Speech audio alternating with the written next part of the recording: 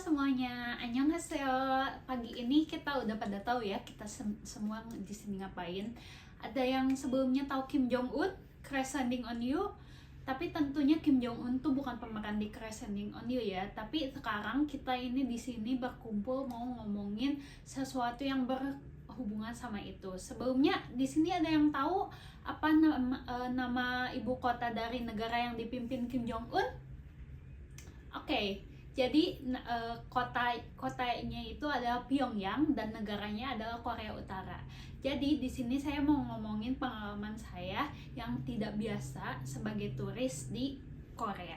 Jadi Korea itu sebelumnya terdiri dari satu negara yaitu Korea atau Semenanjung Korea, tapi dikarenakan adanya paham komunis, jadi mereka sekarang terbagi dari dua, ada Korea Utara dan juga Korea Selatan. Nah, tapi di sini tuh yang menarik adalah Korea Utara karena Korea Utara itu adalah negara komunis yang cukup tertutup. Pada awalnya Korea Selatan itu sangat struggle karena mereka harus menumbuhkan ekonomi dan segalanya, tapi setelah itu mereka berkembang pesat. Nah, sekarang ada yang tahu kan apa itu Korean Wave?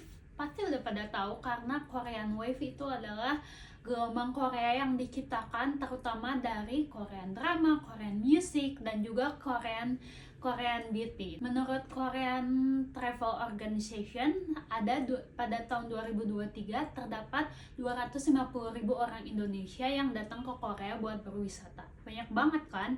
Tapi kebanyakan mereka datang untuk sekedar wisata dan juga terutama K-pop, datengin idolnya dan juga kecantikan, dan apalagi sekarang banyak wisata halal di Korea yang membuat banyak orang muslim datang buat ke Korea. Tapi sebenarnya Korea itu lebih dari sekedar K-wave. Kenapa? Karena kita juga sebenarnya bisa datang ke perbatasan Korea Utara dan Selatan yang disebut demilitarized zone, yaitu adalah daerah yang sebenarnya cukup rawan, tapi juga sebenarnya buat sekarang dari wilayah selatan kita bisa kunjungin. Nah, di sini saya mau sharing tentang pengalaman saya berkunjung ke DMZ. Sebelumnya ada yang tahu siapa aja yang udah pernah ke DMZ? Nah, sebelumnya itu ada Presiden Korea Selatan dan Presiden Korea Utara bertemu di perbatasan itu.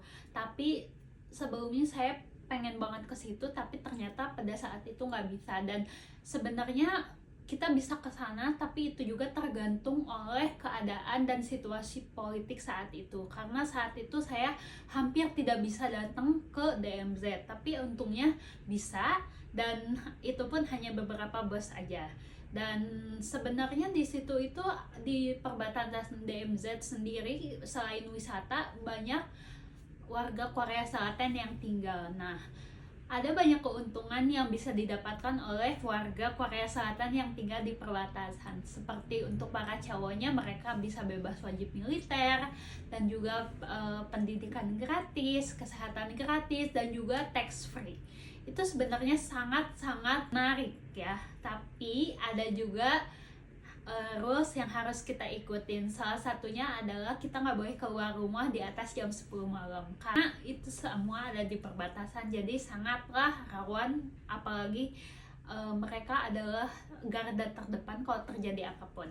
Nah, itu tadi sekilas tentang penjelasan tentang DMZ atau perbatasan Korea Utara dan pengalaman saya ketika mengunjunginya. Itu tadi semua pengalaman yang saya dapat bagikan kepada kalian semua tentang travel ke perbatasan Korea Utara dan Korea Selatan. Dan juga buat cewek-cewek nih yang suka opa-opa, mungkin kalian bakal seneng di sini karena pada setiap kita masuk perbatasan ada beberapa checkpoint, dan di situ ada beberapa Korean Army yang badannya cukup bagus, dan mungkin cewek-cewek bakal melihatnya wow.